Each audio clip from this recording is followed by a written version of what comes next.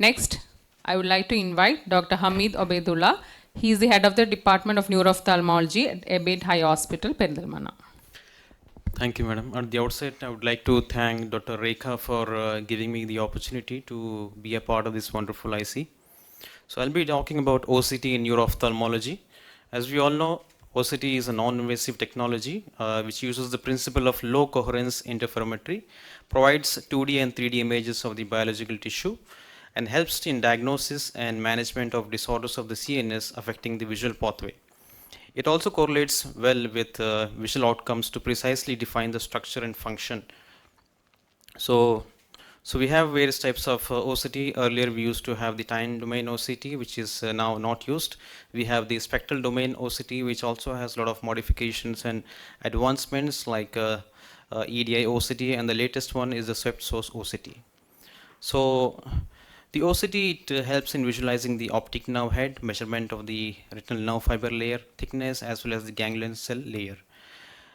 So what are the key parameters that we usually see in clinical practice when looking at the OCT? We look at the peripapillary RNFL thickness, which tracks the axonal integrity and optic nerve health. Then we have the macular ganglion cell analysis, which is nothing but the thickness of the macular ganglion cell layer as well as the inner plexiform layer. It is an early marker of neuronal damage. Then we have the optic nerve head volume that helps in monitoring papilledema.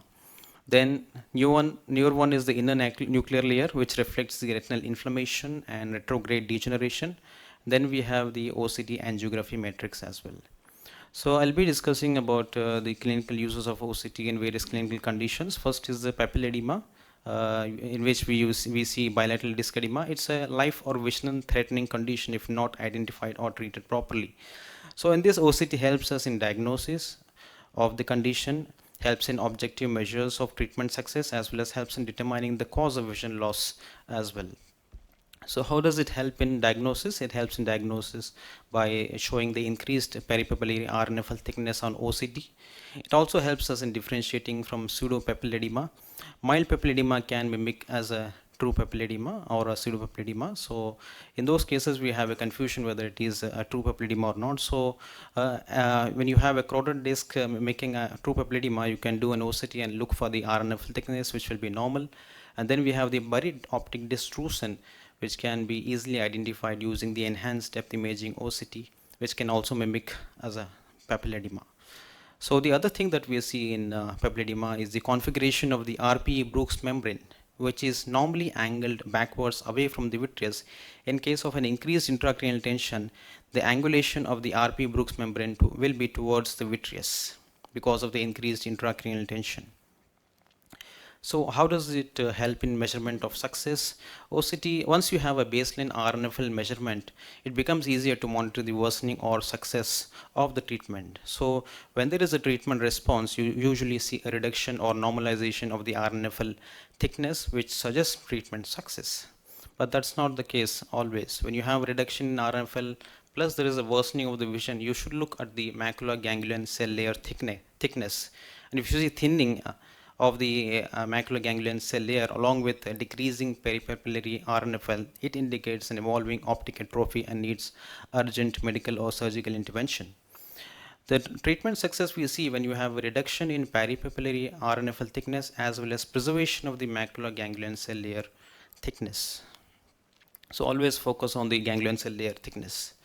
Then also when you have a treatment response, you will see that the angulation of the RP-Brooks membrane will return normal to its original status. Initially it will be angled inwards towards the vitreous. Once the treatment is done, it becomes normal and can be seen flat. So coming to optic neuritis, OCT helps in optic neuritis in the diagnosis, helps in differentiating the types of optic neuritis to a certain extent, and also helps in response treatment. So when you have a patient with a sudden painless or painful loss of vision and you diagnose optic neuritis, initially there will be an axosplasmic flow stasis which will present as an optic nerve head edema clinically, and you will see an elevated RNFL thickness on OCT. Once the optic neuritis resolves, there will be thinning of the peripapillary RNF thickness as well as the ganglion cell layer thickness. So the ganglion cell layer thinning can be observed as early as 2 weeks after the onset, even when you have an RNFL edematous. So this is an example wherein you see an acute episode, you have the RNFL thickness is increased with the preservation of the ganglion cell layer. At 2 weeks, the RNFL is still elevated, but you can see there is thinning that has started in the ganglion cell layer. So how does the this OCT help in differentiating the various types? You have the multiple sclerosis and the neuromyelitis optica aquaporin 4 positive disease. In multiple sclerosis, the RNFL thinning will be in the temporal quadrant, whereas in NMO, the thinning will be in the inferior and superior quadrant, involving the vertical components. And in MS, the thinning of the RNFL will be progressive up to 6 months, whereas in NMO, the thinning will be attack related. In NMS, accordingly, you will have thinning also occurring in the absence of optic neuritis in MS, suggesting an subclinical damage happening, which is quite rare in neuromyelitis optica. The other thing that we had to see is the internuclear thickening because of the microcystic macular changes that is more severe and more commonly seen in NMO. So these points can help in differentiating the types based on OCT findings between these two entities.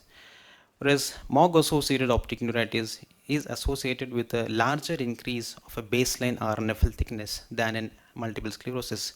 Based on the study done by in the 2022, you can see that the higher baseline RNFL thickness, especially more than 118 micron, can be suggestive of a MOG-associated optic neuritis, and you should order for MOG antibodies in such cases. So optic dystrophin, these are acellular deposits of calcium, amino acids, mucopolysaccharides in front of the lamina cribrosa. Superficial drusen is very easy to identify, whereas it is the buried drusen that gives a diagnostic challenge.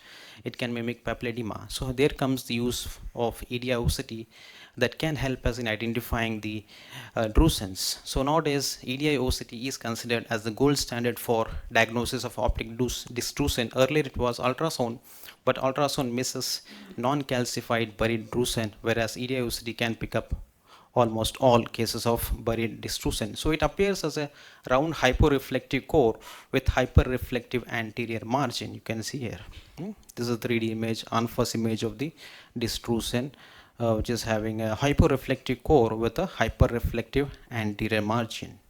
So the optic dystrophin studies consortium recommendation has been published in 2018 by the Journal of Neuroophthalmology. They have given certain criteria for the diagnosis of optic dystrophin, which are that the optic dystrophin are always located above the lamina cribrosa. They have a signal poor core, and they often have a hyperreflective margin, most prominently superiorly. Sometimes these dystrophins are seen as conglomerates of smaller optic dystrophins with internal hyperreflectivity. You can see. And the other important thing is that forms, the new thing that we hear nowadays is the peripapillary hyperreflective ovoid mass-like structures. These should not be diagnosed as optic dystrophin, which was the case earlier. So this is the forms which are nothing but peripapillary hyperreflective ovoid mass-like structures. You can see these are hyperreflective structures.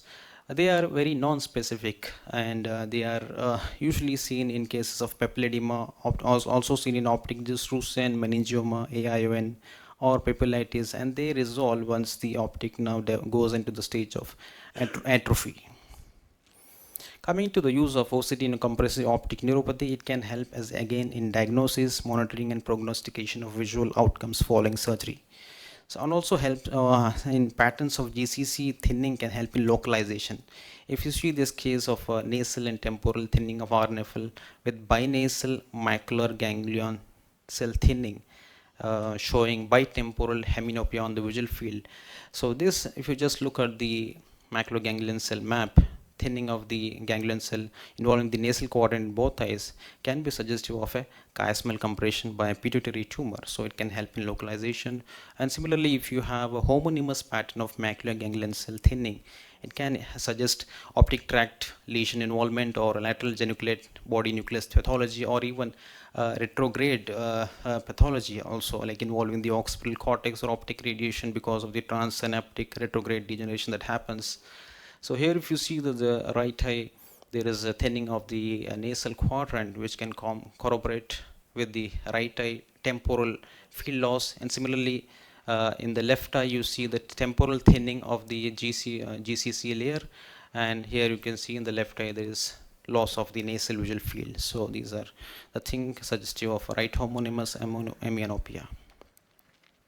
So compressive optic neuropathy again prognosticates the visual recovery following surgical intervention for chiasmal tumors, and it is a powerful predictor for visual functional outcome after decompression surgery. So a recent study has shown that the thickness of the maculoganglion cell, which is more, if it is more than 77.25 micron, the recovery of vision or visual field will be high post surgery.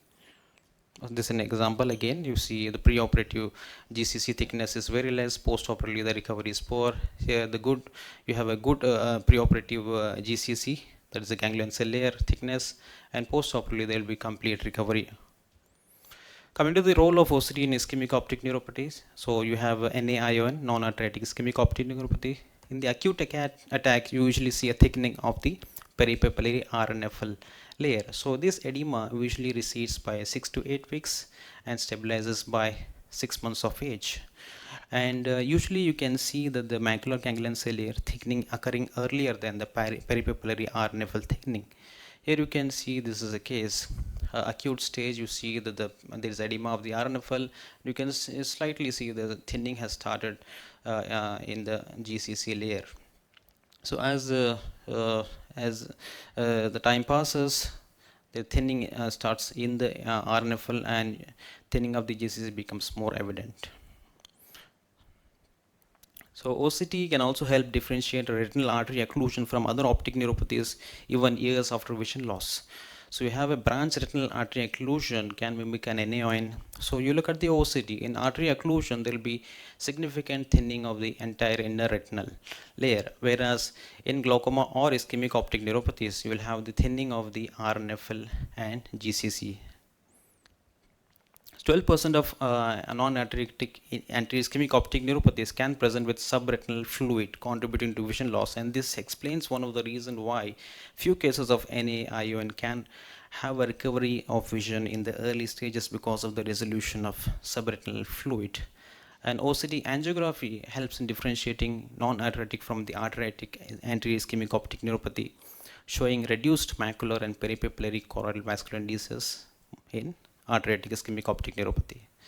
So coming to the last one, the toxic or nutritional optic neuropathy. Clinically, it's easy to identify. Clinically, they present with bilateral painless loss of vision, usually affects the papillomacular bundle, and you can see clearly bilateral temporal pallor. And on OCT, you will see temporal peripapillary RNFL thinning.